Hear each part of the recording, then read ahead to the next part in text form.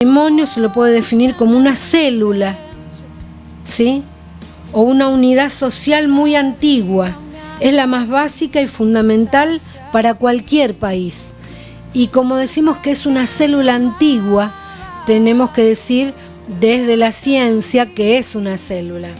Y ahí es donde venía el concepto que ya lo he dicho en otros programas. Es la mínima unidad básica anátomo-funcional. ¿Qué significa? Que tiene una anatomía, tiene un formato, tiene cosas que la conforman, un núcleo que es donde está toda la información del ADN, es todo un citoplasma, que es un espacio donde hay diferentes estructuras que le van a dar lo que necesita ese ADN para mantenerse vivo y para producir otras células y para producir sustancias que le van a ser de mucha utilidad para que esa célula se mantenga viva en ese cuerpo y para a su vez que su cuerpo, que el cuerpo donde habita esa célula se mantenga con vida. Entonces, ¿qué es entonces el matrimonio? Es el fundamento sobre el que se edifican las familias y en cuyo seno los hijos van a venir al mundo y se van a formar un carácter y van a formar una personalidad, ya sea para bien esa personalidad o para mal. Entonces, ahora sí podemos entender con todo esto que estuvimos hablando, ¿no? De estos principios, cómo compiten los principios de la vida secular y del medio que nos rodea y de todo lo que fuimos adquiriendo, porque muchos no hemos nacido en familias que tengan los fundamentos cristianos tan arraigados que nos hayan enseñado a nosotros, sus hijos, cómo manejarnos. Yo ya había comentado que yo nací en cuna cristiana, fui toda mi infancia a colegio cristiano. Yo soy de Buenos Aires, mi primaria la hice en la Escuela Sagrada Familia en Buenos Aires, que era una escuela de monjas. Todo el secundario lo hice en el San Ramón Nonnato, en Villaluro, y después de ahí, obviamente, pasé a la universidad, donde ya no era algo religioso, sino una universidad pública, y los conceptos que adquirí en cuanto al conocimiento agarrado con pinzas de Dios fue lo que la escuela me proveyó, porque era una escuela cristiana, con principios cristianos, pero en realidad los que tenían que transmitirme los principios acerca del matrimonio, de la familia y de la crianza de los hijos eran mis papás, que se denominaban cristianos, pero que eran cristianos nominales, de nombre nada más, porque yo recuerdo que de chica solamente íbamos a la iglesia cada vez que había que hacerle una misa, porque se recordaba la fecha del fallecimiento de alguno de mis abuelos, o para un bautismo, o para un casamiento, o para una comunión, pero después chau tu plata, como dice el correntino, después ya chau, olvídate. No íbamos a la iglesia. Después sí, los pasos religiosos de que anda a tomar la comunión y bueno, y me enseñaban algunas cosas acerca de Jesús, la historia que le enseñan a todos los chicos dentro del catecismo, pero no cosas que iban a ser fundamentales, verdades de excelencia para la vida y la formación de un joven, un niño cristiano, porque por algo la palabra dice que tenemos que enseñarle el buen camino a los niños. ¿Para qué? Para que cuando sean adultos no se aparten de ese buen camino. Entonces, también ya lo dije en otra oportunidad, que yo había transitado por un momento de depresión, o sea, no una depresión profunda, sino esa tristeza de que las cosas no habían salido como yo quería. Y ahí, en medio de ese dolor, yo tuve la oportunidad. O salís con la mano en el cielo, dije, ¿por qué me tuvo que pasar esto a mí? O salís con las dos manos al cielo y le decís, Señor, no sé para dónde correr, pero por favor, ayúdame. Y él dice, muy bien, Mónica, empecemos de nuevo. Y empezamos de nuevo, de cero. Pero ya en ese momento tenía 26 años. Tuve que empezar de nuevo a los 26 años. Ese fue mi nuevo nacimiento. donde yo realmente tuve la oportunidad de recobrar la vida, porque cuando uno no encuentra salida a las situaciones que involucran emocionalmente nuestra vida, generalmente nos sentimos solos, tristes, como que no vamos a poder salir, nos da vergüenza contar a lo mejor lo que nos pasa. Y bueno, fue en ese momento de quiebre que Dios permitió, el momento de quiebre emocional, para que yo pudiera conocer esas verdades, ¿sí? Y el capullo, cuando sos una rosa toda cerrada, porque sos creación de Dios, pero estás cerrada, sos un capullo. Cuando ese capullo se abre porque le llegó el tiempo, le llegó el momento de la primavera, y vos ves esa rosa fantástica que suelta un aroma que es precioso, y ves el color de los pétalos, y así somos nosotros cuando conocemos a Dios. Éramos un capullo cerrado y no había quien nos diera vida, pero cuando nos llega la primavera de Dios a nuestras vidas, y su palabra que nos ayuda a creer que todavía hay esperanza a pesar de todos los problemas que transitamos, nos abrimos como ese capullo y damos un perfume agradable. ¿Con qué? El perfume agradable de la presencia de Dios en su vida. Y doctora, ¿y cómo hace para que la presencia de Dios esté en su vida? Y todos los días le dedico un ratito. Todos los días, así como vengo todas las tardes ahora a dedicarles un tiempo a ustedes y a dedicarme también este tiempo para mí, porque a mí también me hace bien el poder compartir con ustedes en lugar de quejarme, ¿sí? Porque es fácil quejarse, la gente está mal, la gente está chinchuda, la gente está violenta, la gente ya no cree más en nada, la gente, pero ¿qué le damos a la gente para que pueda creer? ¿Qué le compartimos? Y yo te comparto como con la medicina, aquella medicina que a mí me ayudó a salir de un momento feo en mi vida. ¿Qué quiere decir, doctora? ¿Que después de ese momento feo nunca más tuvo momentos feos? Sí, tuve un montón de momentos feos, más y más feos que ese. Pero ¿sabes qué? Tenía otra manera de pararme frente a los momentos feos, porque todos los días le dedicaba a estar con Dios, a conocerlo, ¿sí? Como cuando vos te pusiste de novio o como esa chica que querés conquistar, vas a tener que dedicarle tiempo, a invitarla a tomar el café y saber qué piensa, qué siente, cuáles son sus sueños, qué metas tiene, si quiere formar una familia, si te quiere conocer, si te quiere dar una oportunidad, o ese chico con el que soñaste. Bueno, de la misma forma es el tiempo que yo le dediqué a Dios para conocerlo. Y ahora me estoy dando el tiempo para hacerlo conocido, aquel que tuvo la capacidad, la fuerza, el amor de cambiarme, de mostrarme que no todo estaba perdido, que había un montón de cosas que podía caminar. Y me dijo una palabra hermosa en ese momento que me impactó. Las cosas viejas pasaron, me dijo. Mirá que yo las hago todas nuevas y pronto van a salir a la luz. ¿No las querés conocer? Y me tentó. Con esa palabra un día me tentó y me senté y dije, sí, yo la quiero conocer, esa vida que vos me querés mostrar.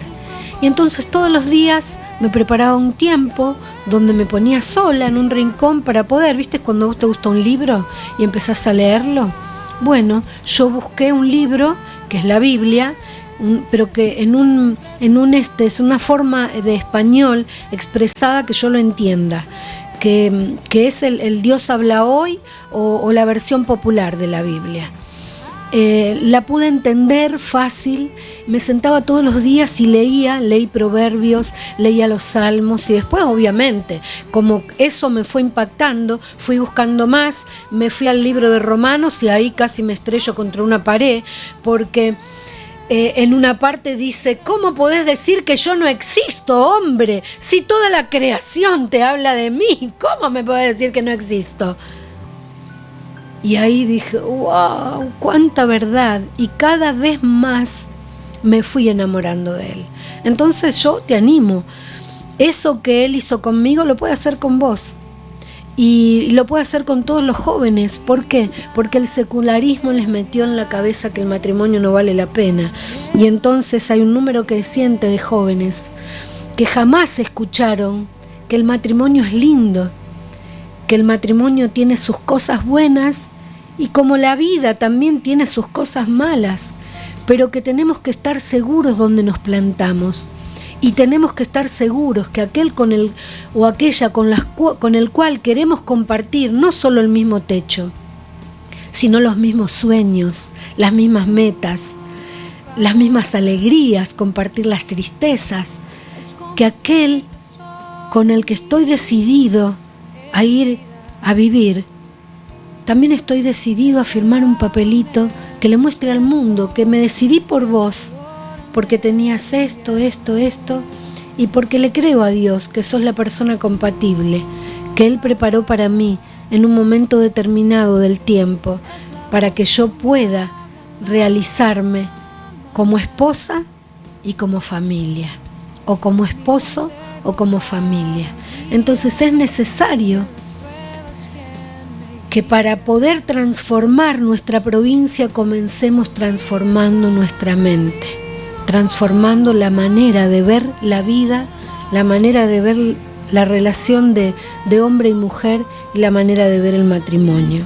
Pero ustedes pueden decir, como me solía decir mi papá, no, pero porque él era policía. Entonces me decía, no, pero yo no puedo ir a la iglesia porque no está bien. Yo creo en Dios, pero no está bien que yo vaya a la iglesia. Claro, por el tipo de trabajo que él hacía, decía yo, porque él es policía. Entonces le conté, como hace un tiempo también le conté a alguien más muy allegado a mí, muy allegado a mi corazón últimamente, le conté la historia de David a mi papá. Y esa historia de David le dije, papá, mira, había un hombre que es el único hombre en la Biblia del cual Dios dice que es un hombre conforme al corazón de Dios. Y yo decía, ¿qué habrá tenido este tipo para que Dios se tome el trabajo de decir en toda la Biblia que este era el único que tenía un corazón conforme al corazón de Dios, o sea, a su propio corazón? Y entonces empecé a estudiar la vida de David, que fue un rey que lo sucedió a Saúl, otro rey sobre Israel, y había sido que David, a pesar de haber sido elegido por Dios, metió la pata, cometió un montón de irregularidades en su vida de rey, que uno dice, ¿cómo este tipo, Dios puede decir que tiene un corazón parecido al de él? Mira, te cuento algunas de las cosas que hizo. Primero, como estaba aburrido, mandó a la guerra a su pueblo, a su ejército, y él un día estaba aburrido y salió a la terraza de su palacio, y de la terraza de su palacio, que era hermoso, yo me imagino que debía ser como subir un edificio en un tercer, cuarto piso de un edificio cerca de la ría, y de ahí ves todo. Entonces mira para un costado y ve el patio de su vecina. Y en esa época los baños no tenían techo cuando estaban en el patio. Entonces la vio a su vecina que estaba desnuda duchándose. Su vecina era Betsabé. Y entonces dice que la deseó en su corazón. O sea, ¿qué pasó para que él de la nada 200 veces se habrá acusado a la vecina y nunca le dio bolilla? Pero la miró. O sea que para poder desear algo primero hay que mirarlo. Bien. La miró. Cuando la miró se dio cuenta que estaba desnuda. La deseó y entonces la mandó a buscar. Resulta que el marido de su vecina, de Betsabé, era Urías, uno de los jefes más importantes de su ejército, y estaba en medio del campo de batalla. Entonces él tiene un amorío, como era el rey, la llama Betsabé. ¿Te imaginas? Betsabé la habrá tentado con todas las riquezas, y el rey me llama, el rey me desea, y me miró a mí el rey, me miró a mí, era una mujer, o sea, se dejó ella también tentar, y cayeron los dos en el adulterio. Entonces pasan los días y ella se da cuenta que está embarazada del rey. ¿Qué iba a hacer? Entonces le avisa al rey que ella está embarazada. Y ahí el rey, ¿qué hace? ¿Qué tendría que hacer normalmente? Si es se supone que era un rey que es conforme al corazón de Dios, ¿qué tiene que hacer? Se tiene que hacer cargo, se supone. No, todo lo contrario, el vago no se hizo cargo. ¿Qué hizo? Mandó a buscar a Urías, que lo trajeran del frente de batalla, y dijo, me lo traes y lo dejás que se vaya a la casa, se quede con la señora como una semana, 15 días, cuestión de darle tiempo, que como el hombre había estado tanto tiempo en el campo de batalla, obviamente que se iba a tentar con su esposa. Lo trae a la casa, pero este hombre sí sabía lo que era la lealtad. Y dijo, no, ¿cómo va a estar todo mi ejército en medio de la batalla? A mi rey pueden venir a atacarlo y yo voy a estar teniendo intimidad con mi esposa y dejando de cumplir mi obligación. Se fue y se quedó durmiendo en el palacio para cuidar al rey. Entonces el rey se quería matar, porque dice, si no se acercó a ella, no podemos decir que el pibe es de él. La mentira no le salió bien. Entonces, ¿qué hizo? Lo mandó al frente de batalla. Me dijo, me lo ponen en la primera línea de batalla. Cuestión de que lo mataran, porque dijo, bueno, esto únicamente mandándolo para el otro lado me lo voy a sacar de encima, porque si no se va a enterar. Y una vez que lo mandan al frente de batalla y él muere, entonces él la toma a Betsabé y se casa con ella. Con tanta desgracia para él, que aunque nosotros creamos que nadie nos vio, Dios lo vio. Lo vio y le manda a un profeta, le manda al profeta Natán. Y el profeta llega y dice, ¿qué tal, Natán? Le dice David, ¿cómo estás? ¿Qué tal, rey? ¿Cómo anda? Vengo a pedirle a usted un consejo porque tengo un problema con alguien. Sí, decime, a ver, ¿en qué te puedo ayudar? Bueno, resulta que, dice, vino un vecino de acá, dice, que me consultó. ¿Por qué? Dice, porque su propio vecino tuvo visitas en su casa. Dice, y viste que acá, dice, siempre que vienen visitas, nosotros nos acostumbramos a darles de comer, a ofrecerles o quedarse a almorzar o a cenar, y entonces preparamos algo de lo que tenemos dentro de nuestra finca. Entonces, dice, me mandó, dice, a cocinar una ovejita, una de mis ovejitas. Ah, y bueno, ¿y cuál es el problema? Y que él tiene muchas ovejas, pero sin embargo no agarró para agasajar a la persona que vino a visitarlo a él, no agarró una de sus ovejas, agarró la única que yo tengo, la única ovejita que yo tenía, me la agarró, me la mató y con eso le hizo la comida a la gente que vino de visita a su casa. Y entonces venía enojadísimo este hombre. Entonces yo no sé qué contestarle, rey. ¿Qué le parece a usted? ¿Cuál es? Ah, no, dijo, a ese hay que matarlo. Si tenía tantas ovejas. Y se fue y en lugar de agarrar una de sus ovejas, matarla y darle de comer con eso a su visita, agarró la única oveja que tenía su vecino, a ese hay que matarlo. Ahí nomás Natán le dijo, ese sos vos, porque tenés 1000 concubinas y no tenías ninguna necesidad de tomar a Betsabé, la esposa de Urías. Y no solamente que tomaste la esposa de Urías, sino también lo mandaste a él al frente de batalla para que lo mataran. Me imagino lo que habrá sentido David en ese momento de sentirse descubierto por Natán, que nunca se pensó que Natán iba a saber. Lo que pasa es que Dios lo mandó a Natán y los profetas en ese tiempo decían lo que Dios les mandaba decir. Abrían la boca y hablaban lo que Dios nos manda decir. Entonces, en lugar de excusarse, David, ¿sabes por qué fue un hombre conforme al corazón de Dios?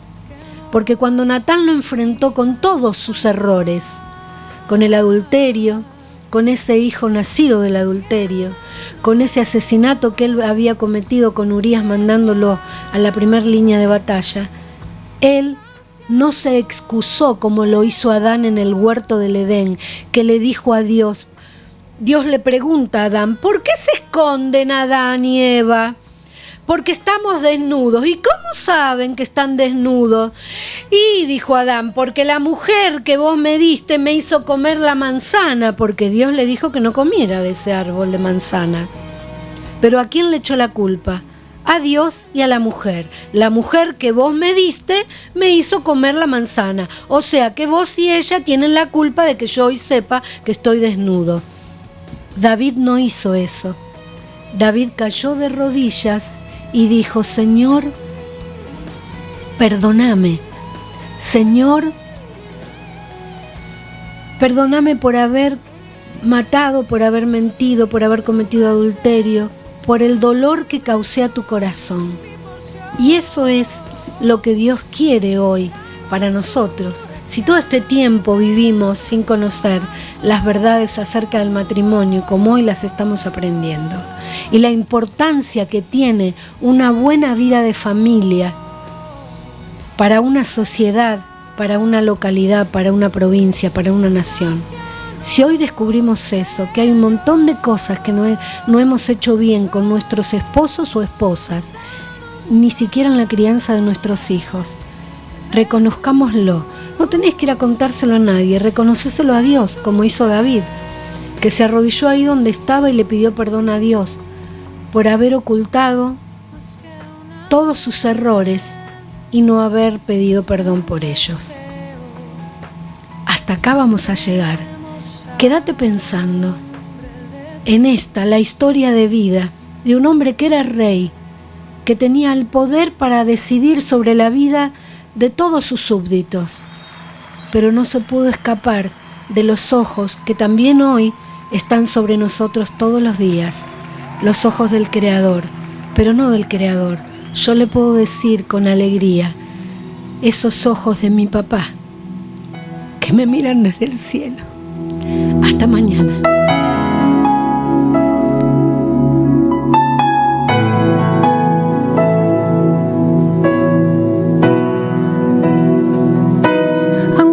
Mis ojos no te pueden ver, te puedo sentir, sé que estás aquí, aunque mis manos no pueden tocar tu rostro, Señor, sé que estás aquí.